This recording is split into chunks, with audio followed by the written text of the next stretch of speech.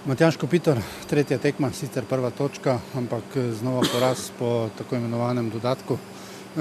Ampak še enkrat zelo dober vtis, pa lahko bi rekli, da se zgodba ponavlja. Ja, v bistvu očitno je, da dober ni zadost.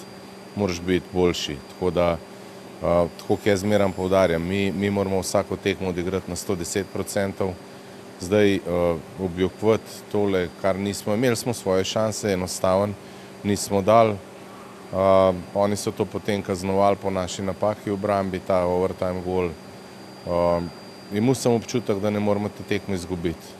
Bolj ko je šla tekma proti koncu, sem videl, da nervoza vse nekako je bilo na njihov stran bistveno večje kot pri nas.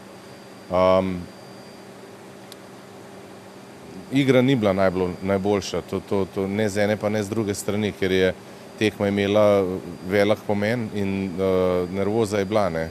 Ampak tako, kot sem rekel, dvakrat smo vodili, oni so bili zelo nervozni, tam bi mogli izkoristiti eno šanso, dati gol in bi mi zmagali, ne. Tako da, ja, vtis je vtis, točka je pa samo ena, tako da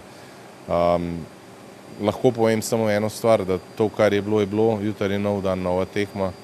Imamo še 4 tekme in če se boriš, če verjameš v sanje, potem daš maksimum od sebe in glede na to, da smo se mi dejansko približali tem reprezentancam, se lahko zgodi oziroma se bo zgodilo, da bomo premagali enega tega in bomo te točke nadomestili tam. V to brez dvoma verjamemo, kajti konec koncev so tudi vsi vaši kolegi, tudi danes, dobesedno je prišel popolnoma izčrpan, zmeden in skoraj da je težko povedal tisto, kar je želel, da so se nekako izvili iz vaših kremplov. Ja, sej, dejansko je pošten povedal, ne, pač oni so nas pred leti res premagovali tako in ta ista oseba je bil zelo nadut v tistem času, ne, na kar že lani, letos v Vojensu in tudi zdaj je pokazal ogromen respekta, ker pravzaprav mislim, ga je mogel, ker si ga zaslužimo, ne, vsi skupaj. Tako da, ne vem, no, škoda je to, škoda je teh dodatnih 2 točk, ki smo jih izgubili danes, ampak tako sem že povedal, no. Zdaj, z vročo glavo je težko karkoli pametnega povedati, ampak jutri zjutraj bo drugače, jutri zjutraj se bomo usedli, se bomo pomenili, spočili, pripravili na tekmo in že takoj proti Švici probali spet zmagati. Take tekme, ko gre na nož, ko gre v nečem, kar res odloča na koncu, odločajo seveda vse, je vsaj po mojem mnenju še težje odigrati, tako z ene kot z druge strani.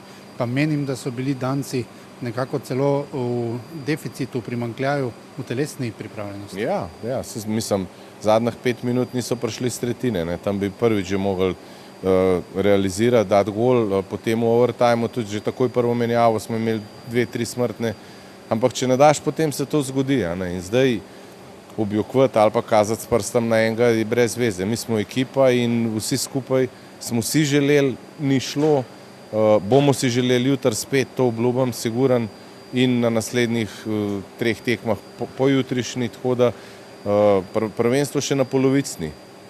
Imamo res težke nasprotnike, samo še enkrat povem, no, če si želiš, če hočeš, če so vztrajen, borben, ni hudič, da boš nekje nagrajen.